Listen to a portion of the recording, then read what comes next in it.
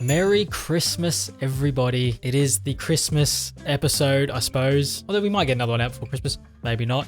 So we're doing it now. We're doing Christmas jumpers and all. And this video is our top 10 power rankings for the 2023 season. If you don't know what the power rankings are that I do, this is a top 10 rankings list across all three categories of the MotoGP paddock. So you've got Moto3 riders, Moto2 and MotoGP riders all included. And the ranking itself is based on both World Championship position and recent form. So maybe guys finish high up in the championship, but they're bang out of form, they'll drop down the list. I think you get the idea. I update these rankings after every race, post them onto my community page here on YouTube and to my x.com page. And so you can go back and look at them and see where everyone was after every round. I will also put up a little slideshow at the end, which has where everybody was and what the rankings were after each round. So you'll be able to watch that at the end there as well. And we're going to start at 10th and work our way up to the number 1 place. Now, as you'll see, I'll put the graphics up alongside me just over here. Next to the rider's name, it will have what class they ride in, so GP 2 or 3. And next to that, there will be an up or down or sideways arrow indicating whether they went up or down and how many positions by in relation to where the rankings were at the end of the previous round. Now let's just get into it. Let's start at number 10. And at number 10, we have our 4th place finisher in the MotoGP World Championship. It's Brad Binder for KTM. Didn't have Brad in for a long time, and whether or not his recent form was good enough to get him back in, I don't know, but I have squeezed him in.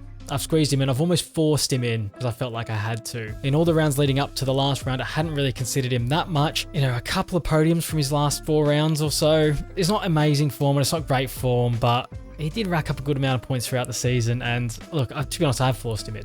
And if you want to know who I've forced him in for, rider who was in 10th at the end of the last round was Colin Vire, who a decent result here, probably I would have just left him in, but he's only finished 7th in the World Championship, so I really found it hard to keep him in. But I probably should have. I have forced Brad in here. I've forced Brad Binder into the top 10 here because his form in the run into the end of the season wasn't amazing. It was very up and down. Like most riders in MotoGP, it's so tough in there at the minute that you're not even that consistent. You can finish 4th in the World Championship. His results have been quite up and down, Brad, but you know, a lot of DNFs and stuff coming into the end of the season. Yeah, I really have forced him in. But anyway, he's in there in 10th. Let me know if you would have preferred to have Vire in there, because that's who I had in there before. That's who I was tossing up between. I've thrown Brad in there just for he's got the MotoGP advantage. I do give more stock to getting results in MotoGP than I do in Moto3. So as we go up to number 9, we've got another MotoGP rider, 3rd in the World Championship, Marco Bezzecchi. Out of the blocks, like a freight train, was really good this season, was excellent. Spent most of the year higher up in this ranking.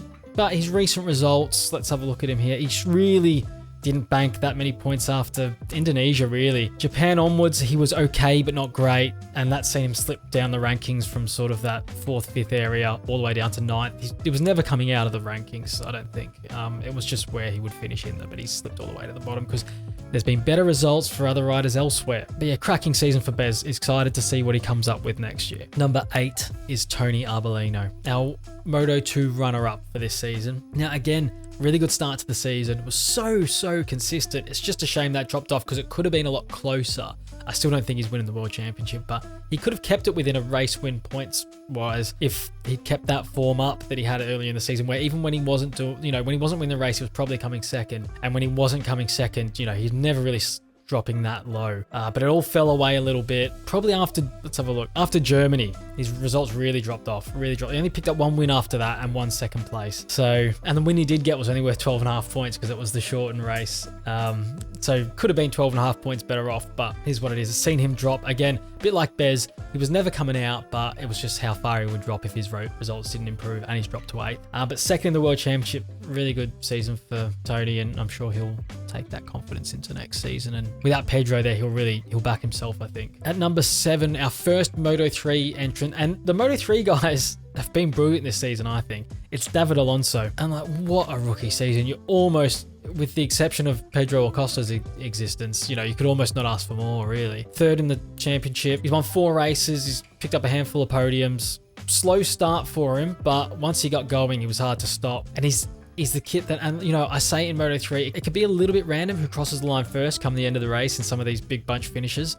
but you can't argue with the fact that there are certain riders that do it more consistently than others, and that means there has to be a knack to it, and there has to be this kid is thinking things through while he's on the circuit to get himself in position at the right time. And really been impressed with him, really been impressed. Excited to see him and we mentioned him earlier, Colin Via, scrapping next season, because the two of them for debut seasons were excellent. Just above him, another Moto3 rider. It's second in the World Championship, Ayumu Sasaki. Now Sasaki, it's very much the season that could have been for him, because he was good enough to win the world title, only picked up the one race win, which was in Valencia, last race of the season. Even despite that, he has dropped a place based on last week, based on the results of other riders and trying to work things out for the last round to sort of get a final top 10 ranking. You do have to kind of shuffle a little bit, where you maybe wouldn't do that if there was like 3 or 4 rounds to go. But I have done it here. I've dropped him a place. This is the season that what could have been, because even without winning a race until the end, he really should have been, you know, in front spot instead of chasing down Masia. Got beat up a little bit in Qatar. I've spoken about that. I won't go into it now, but if you want to see me talk about that, I've got my comprehensive season review video. I'll chuck up the top here. But really, I feel like he should have won the title despite not winning the races. But again, like he has done in previous seasons, just gave away so many points at the start of the season. And to be fair, didn't really give away that many points to Masia himself, but when the time came, he needed to turn it on. He didn't quite, and Masia did, and Masia won the races. And yeah, it leaves Sasaki second in the World Championship, only 6 points adrift. Like I said, he probably could have done better. Had key moments not go his way. Number 5, and it is the meteoric riser who didn't see the top 10 power rankings list for months. Came in recently and it's just gone bang. It's Fermin Aldeguer, the new sensation in Moto2. He's won the last 4 races in a row. Granted, Pedro's already had the title wrapped up, so was he really fighting head to head? Is he better than Pedro? I still think Pedro's more of a generational talent than Fermin Aldeguer is, but he's any more of this and you'd have to start including him. I'm telling you, it is looking ominous for the boys in Moto2 next season that they're not going to get near this guy. He sits 5th in the power rankings. Like I said, he only came in a few races ago for the first time, and it's just been up and up and up since then. As you can see, he's up 2 places this week. He just burst into the power rankings, so he's looking dangerous for these Moto2 boys next season. Can he carry it over? It's hard to see how he wouldn't, but I guess you never know. When a season ends and another one starts, things can happen. New guys come in. It can really upset the apple cart, but it's hard to see him dropping off, to be honest. And that's left him 5th in the power rankings. Ahead of, you know, he's ended up 3rd in the World Championship. I've got him ahead of Tony Arbolino. Just the recent form thing is undeniable. I could have almost had him higher, but that would have meant going above our next man, which is Jorge Martin. Another one where you've got to look at and go, the season that could have been. In the end, he's finished a whole 39 points adrift of Pecco Bagnaia, but it felt like it was closer. It felt way closer than that. The pressure he put on Pecco, especially sprint race in Valencia there, where Pecco just did enough to stay in touch, you know, finish 5th. And tell you what, for Sunday, it was looking like Pecco was going to squeaky bum time for him, because if Martin did what he did on Saturday, if he did it again on Sunday, pressure would have been well on. But bit of a brain explosion, probably panicked a bit. You know, he dropped into the field a little bit behind Mark, and then panic set in where he probably had more time than he thought he had. He had more time than he thought he had, I think, to make those positions up, because he could have done it. But he was behind Pecco, and I think he just thought, I have to go now. And he did, and he's made a mistake. He's crashed out of the race, taken Mark with him. And based on that, I mean, is it harsh to drop him to 4th here? Are the 2 guys directly ahead of him deserve to be ahead of him? I don't know, but I've dropped him to 4th based on that little, brain fart that he had. And, you know, the thing with Martin is it looks great that he took the title to the end there, and it looks great that, you know, how close he was to Pecco until that last race. But it really is sprint races that have propped him up. He's won a load of sprint races. His Grand Prix races, you know, his Sunday racing, while he's obviously won Grand Prix and things like that, in the run into the end of the season, I mean, he won in Thailand on a Sunday after he did the doubleheader there. And then after that, he didn't really do much on Sundays, and Pecco does. Pecco always turns up on Sundays. And if you have to take one, if someone says to you at the start of the season, do you want your best form to be on Sunday or Saturday? It's got to be Sunday. It's where all the points are. His best form was on Saturdays, and that's what hurt him in the end. Pecco is so good on Sundays, and he showed it again in Valencia. And Martin just got left chasing, and that's not where he wanted to be.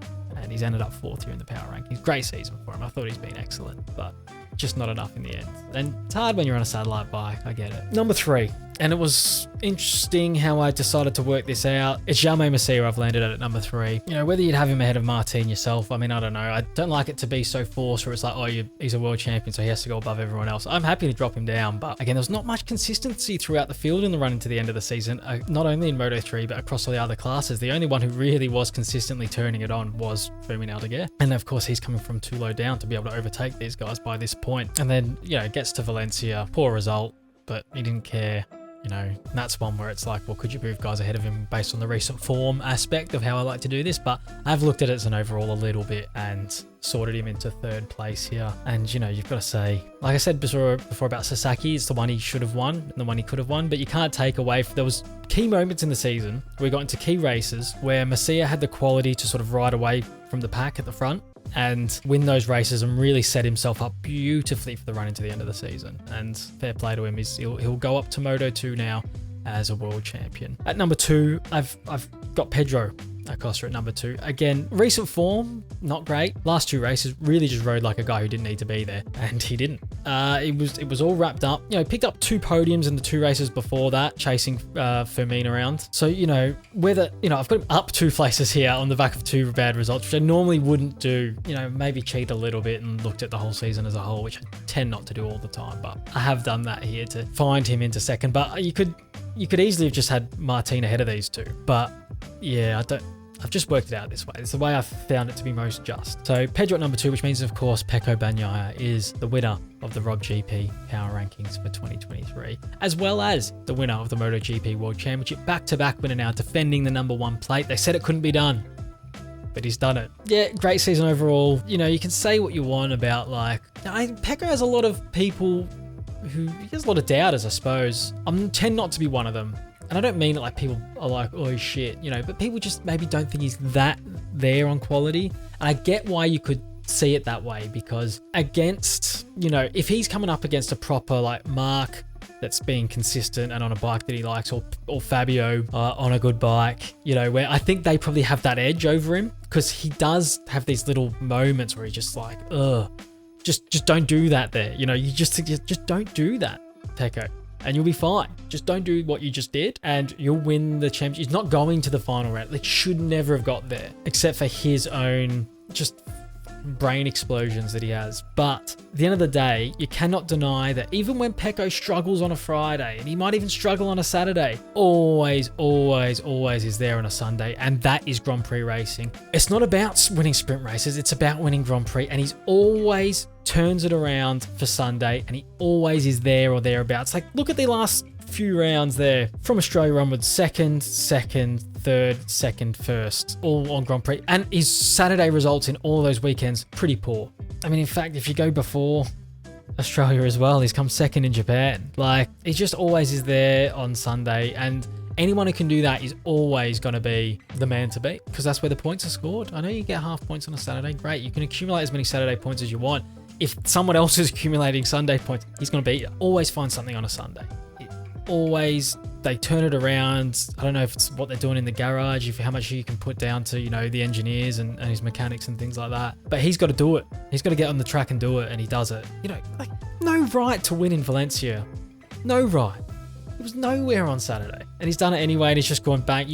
Martin could have had a cracking race and come second. He's been beaten. You know, even if Martin passes Pecco on Sunday and wins the race, Pecco was going to be second, so it doesn't matter. Like, he's just always there, and that is the top 10 power rankings. Next season, I'm going to keep doing these, so next season, make sure you keep up, follow over on Twitter, X, whatever, subscribe here, and I post them every week. They'll show up in your feed, because I post them to the community page, and, you know, if you're on your phone, I guess, if you watch YouTube on your phone, it'll come up on there.